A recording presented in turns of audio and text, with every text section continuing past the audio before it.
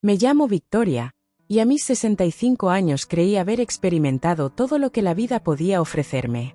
Viuda desde hace más de una década, me dediqué completamente a mi familia, a mis 2 hijas y mis 5 nietos. Entre ellos, Santiago, el hijo de mi hija menor, siempre fue especial para mí. Desde pequeño mostró una sensibilidad y madurez inusual para su edad, lo que nos llevó a construir un lazo más fuerte que el que tenía con los demás. Todo cambió el verano en que Santiago cumplió 20 años.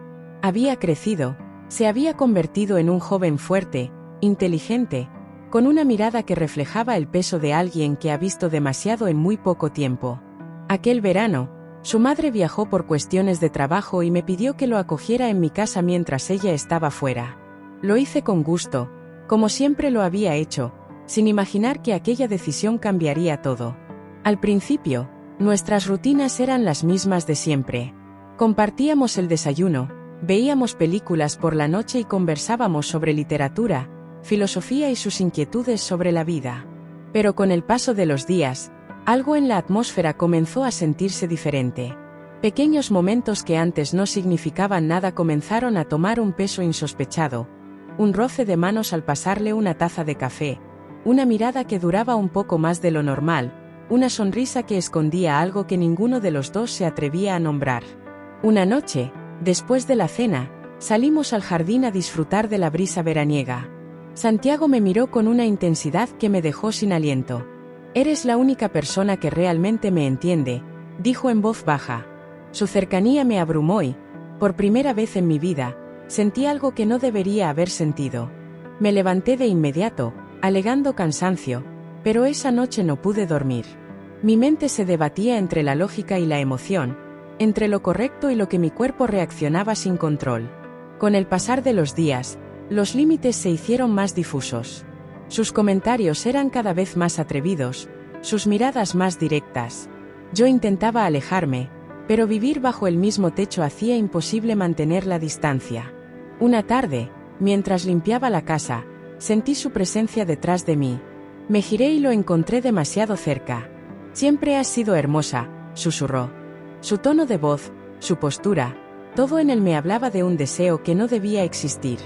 Me estremecí, y aunque mi mente gritaba que me apartara, mi cuerpo se quedó inmóvil. Lo que ocurrió después fue un torbellino de emociones encontradas. Días de resistencia interna, de miradas que hablaban más que las palabras, de silencios cargados de significado. Intenté mantener la compostura, intenté alejarme, pero cada vez que lo hacía, él encontraba la manera de estar cerca de nuevo, de hacerme dudar de lo que siempre había considerado inquebrantable. Las reuniones familiares comenzaron a volverse una tortura. Mi hija Ana empezó a notar que algo no estaba bien. «Mamá, Santiago actúa raro contigo», mencionó una tarde, su mirada escudriñando la mía en busca de respuestas. La paranoia comenzó a consumirnos. Cada gesto, cada palabra, cada momento a solas se sentía como un abismo del que no había escape. El punto de quiebre llegó en una cena familiar. La casa estaba llena de risas, de voces, de la calidez de siempre. Pero entre Santiago y yo, la tensión era insoportable. Me ayudó en la cocina como de costumbre, pero esta vez su mano se posó sobre la mía y no se retiró de inmediato. El tiempo pareció detenerse. Una sensación de peligro y deseo se mezcló en el aire.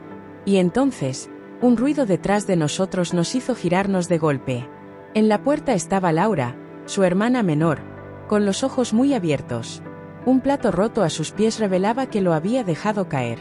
El mundo, nuestro mundo, se desmoronó en ese instante. Después de aquella noche, nada volvió a ser igual. Laura no dijo nada, pero su mirada lo decía todo. Durante los días siguientes, la tensión en la casa se volvió insoportable.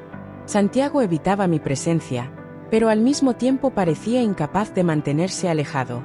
En las comidas, sus ojos se desviaban constantemente hacia mí, mientras que yo hacía lo posible por fingir que nada pasaba. Ana comenzó a hacer más preguntas. «Mamá, ¿estás bien? Últimamente pareces distraída». Yo asentía, tratando de actuar con normalidad, pero dentro de mí, el peso de la culpa y el deseo luchaban sin tregua. Sabía que debía ponerle fin a aquello, que debía alejarme, pero cada vez que intentaba hacerlo, Santiago encontraba la forma de buscarme. Una tarde, mientras doblaba ropa en mi habitación, escuché un leve golpe en la puerta. Antes de que pudiera reaccionar, Santiago entró sin esperar respuesta. «Necesito hablar contigo», dijo en voz baja, su mirada intensa, cargada de algo que no podía nombrar. Mi corazón se aceleró. «Santiago, esto tiene que terminar», intenté decir, pero mi voz sonó débil, sin convicción. Él dio un paso adelante, y en ese momento supe que lo inevitable estaba a punto de suceder. Mi respiración se volvió errática cuando lo vi acercarse aún más. No aparté la vista de la suya, pero todo en mi interior estaba en guerra. Sabía que debía detenerlo, pero mis labios se abrieron sin pronunciar palabra. Su mano se alzó con suavidad y rozó mi mejilla. Un escalofrío me recorrió el cuerpo entero. «No quiero que huyas de esto», susurró. Entonces, el sonido de la puerta abriéndose con brusquedad nos hizo saltar. Era Ana. Su rostro reflejaba incredulidad y furia contenida. «¿Qué está pasando aquí?», exigió.